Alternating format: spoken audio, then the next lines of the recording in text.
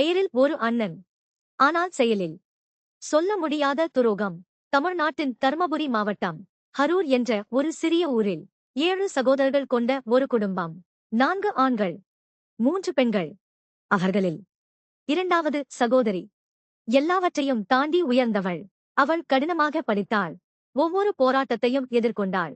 தன் ஊரில் முதல் பெண் இன்ஜினியராக ஆனாள்.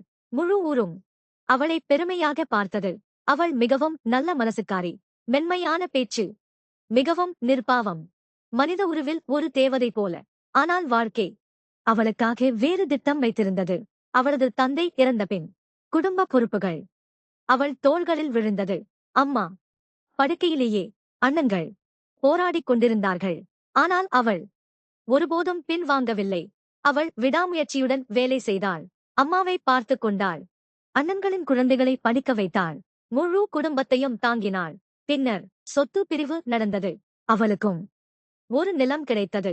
அதுவே இந்த கதையின் உண்மையான ஆரம்பம். அவளது 3வது அண்ணன் உள்ளுக்குள் தீய நோக்கம் கொண்டவன். அவன் அன்பு காட்டினான், கவலை காட்டினான், பாசம் காட்டினான். ஆனால் அது எல்லாம் நாடகம். அவள் நம்பினாள். ஏனெனில் அவன் அவளது அண்ணன். லோன் எடுத்து வீடு கட்டு என்று சொன்னான். அவள் சம்மதித்தாள்.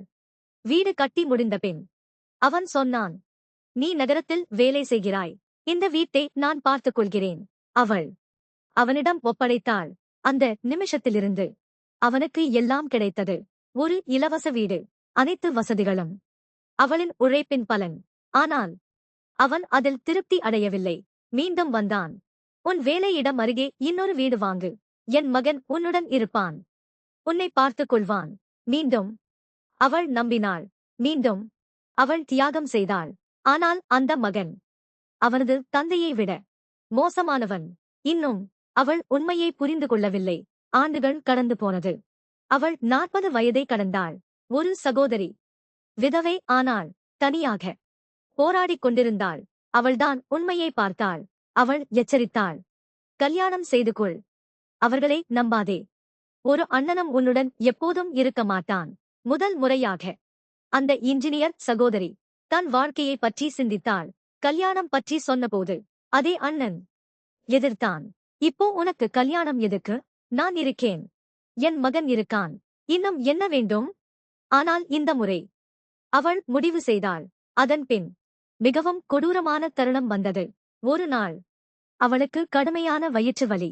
சாதாரணமாக நினைத்து அவளது அண்ணன் அவளை சேலம் மருத்துவமனைக்கு அழைத்துச் சென்றான். ஆனால் சிகிச்சைக்கு பதிலாக அவன் செய்தது சொல்ல முடியாத குற்றம். இந்த உலகில் எந்த அண்ணனும் செய்யாத செயல். மருத்துவ முறையில் அவள் இனி ஒருபோதும் குழந்தை பெற முடியாதபடி செய்தான். அவளுக்கு தெரியாது. அவள் புரிந்து கொள்ளவில்லை. ஆண்டுகள் கழித்து 43 வயதில் அவளுக்கு ஒரு வரன் கிடைத்தான். அவனும் தனிமையில் வாழ்ந்தவன், ஒரு அனாதை, வலியை புரிந்தவன்.